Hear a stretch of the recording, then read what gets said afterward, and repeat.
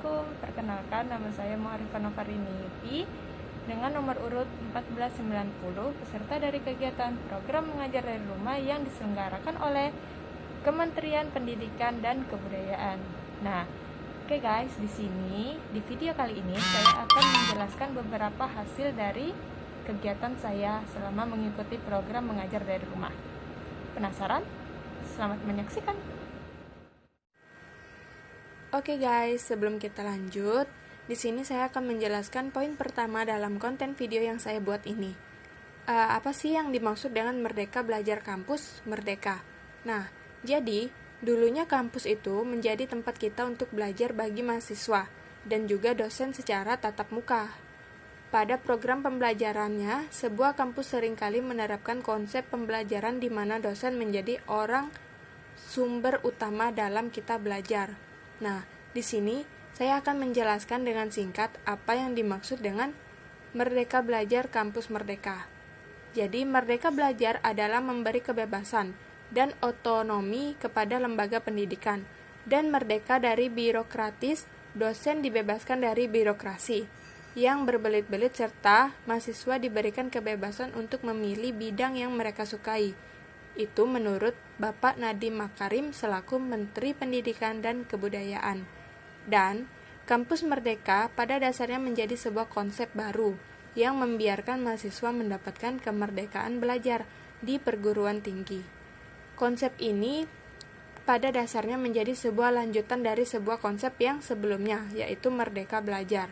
Nah, ini merupakan sebuah implementasi dari visi misi yang dimiliki oleh Presiden Joko Widodo guna menciptakan adanya SDM yang lebih unggul. Perencanaan pada konsep kampus merdeka ini pada dasarnya hanya perlu untuk mengubah peraturan menteri saja. Konsep kampus yang merdeka rencananya akan segera dilangsungkan untuk mendapatkan kualitas pembelajaran yang lebih berkualitas dalam penerapan konsep ini tersebut. Nah, dalam penerapannya, konsep ini nantinya mahasiswa akan diberikan keleluasaan selama 2 semester pada program pembelajaran untuk melakukan kegiatan di luar kelas. Konsep ini pada dasarnya menjadikan mahasiswa untuk lebih bersosialisasi dengan lingkungan di luar kelas. Nah, jadi mahasiswa nantinya secara tidak langsung akan diajak untuk belajar caranya hidup di lingkungan masyarakat. Pada dasarnya, kebijakan tersebut bertujuan untuk dapat mengenalkan adanya dunia kerja pada mahasiswa sejak dini, sehingga kemudian mahasiswa akan jauh lebih siap kerja setelah nantinya lulus dari sebuah perguruan tinggi yang tersedia. Oke guys, jadi itu penjelasan poin pertama. Di sini kita akan lanjut ke poin berikutnya, yang mungkin yang satu ini akan berkelanjutan ke poin-poin yang lainnya. Nah, sebelum kita masuk ke penjelasan, kenapa sih saya mau ikutan gabung di program mengajar dari rumah ini? Sebelumnya saya akan menjelaskan dengan singkat ketetapan dari Kementerian Pendidikan dan Budaya dalam sistem belajar di masa pandemi COVID-19 saat ini. Nah, seperti yang kita ketahui, Kementerian Pendidikan dan Kebudayaan atau Kemendikbud menerbitkan Surat Edaran Nomor 15 Tahun 2020 tentang pedoman penyelenggaraan belajar dari rumah dalam masa darurat penyebaran COVID-19.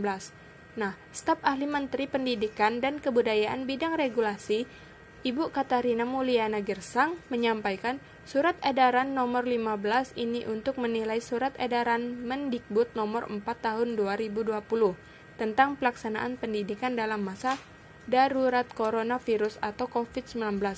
Nah, tentu saja dalam surat edaran ini bahwa tujuan dari pelaksanaan belajar dari rumah atau BDR adalah memastikan pemenuhan hak peserta didik untuk mendapatkan layanan pendidikan selama darurat COVID-19, melindungi warga satuan pendidikan dan dampak buruk COVID-19, adapun mencegah penyebaran dan penularan COVID-19 di satuan pendidikan dan memastikan pemenuhan dukungan psikososial pendidikan peserta didik dan orang tua.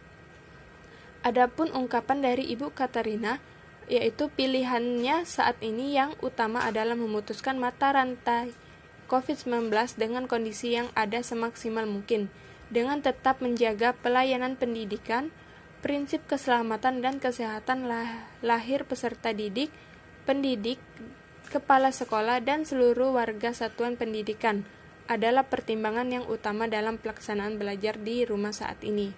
Nah, jadi dengan kegiatan belajar dari rumah di masa pandemi saat ini, tentu saja ada berbagai macam dampak baik dan dampak negatif dan positif. Jadi, dengan kegiatan belajar dari rumah di masa pandemi saat ini, tentu saja ada berbagai macam dampak baik dan dampak negatif dalam pelaksanaan belajar tersebut. Dan tentu saja bukan hanya guru yang merasakan.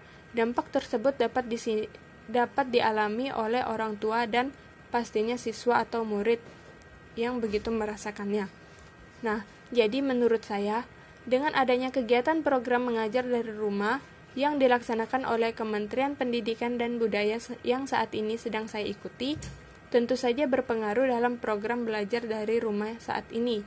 Kenapa saya mengikuti kegiatan tersebut? Karena menurut saya, program ini sangat mendukung dalam sistem belajar dari rumah pada saat ini. Bukan hanya sekedar mendukung sistemnya saja, tapi juga dapat membantu pendidikan seorang pendidik yang lainnya seperti saat ini, yang dimana seorang guru yang kebanyakan menjalankan sistem belajar online melalui berbagai macam aplikasi yang dalam membantu mereka memberikan materi kepada siswanya secara online dan tidak tatap muka. Tentu saja kegiatan ini tidak sepenuhnya efektif untuk siswa tersebut.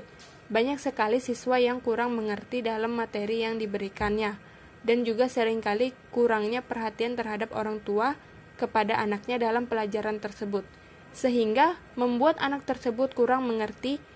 Dan di sini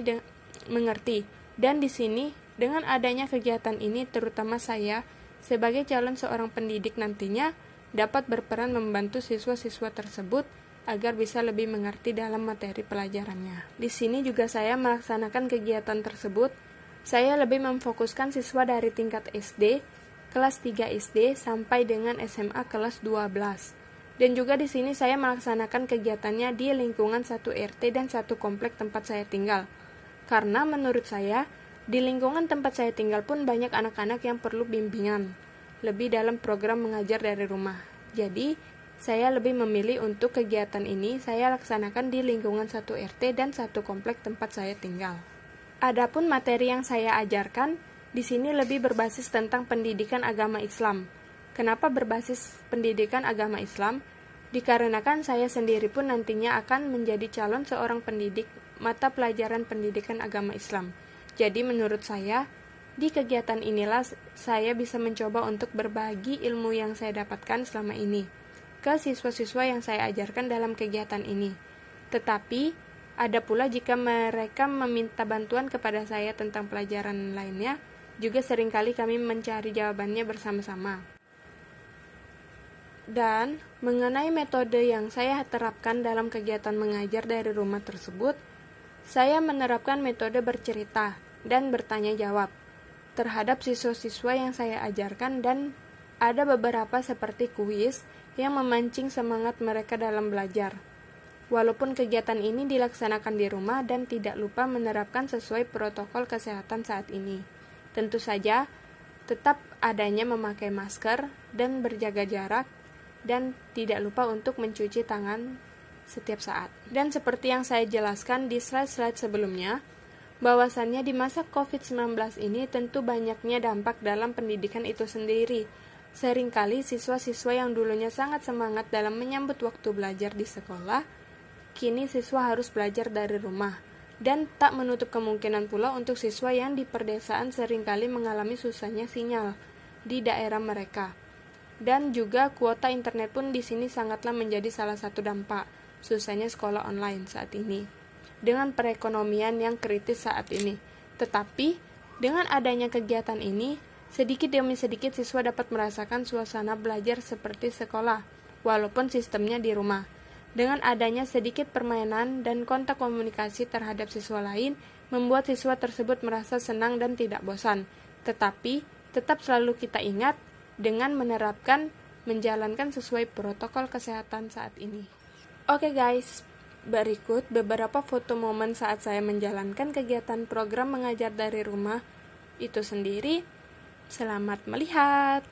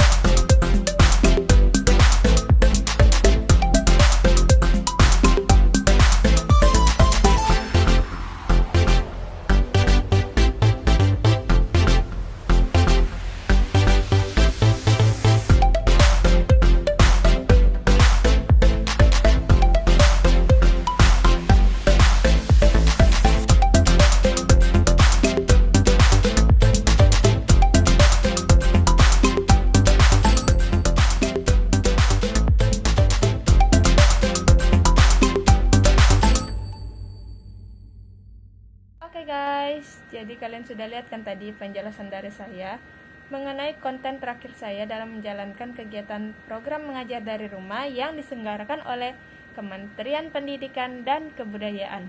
Nah, mungkin itu saja yang dapat saya sampaikan buat kalian semua. Dan yang terpenting buat kita, seorang pendidik dan calon pendidik nantinya, jangan lupa untuk tetap semangat. Dan jangan lupa untuk tetap kreativitas dalam membuat hal-hal yang baru agar murid kita nanti dapat lebih semangat lagi dalam pembelajarannya. Dan yang terpenting di masa pandemi saat ini, jangan lupa untuk selalu pakai masker. Kemanapun kalian, jangan lupa pakai masker ya, dan cuci tangan, dan jaga jarak. Oke, sesuaikan protokol kesehatan. See you, bye-bye. Wassalamualaikum warahmatullahi wabarakatuh.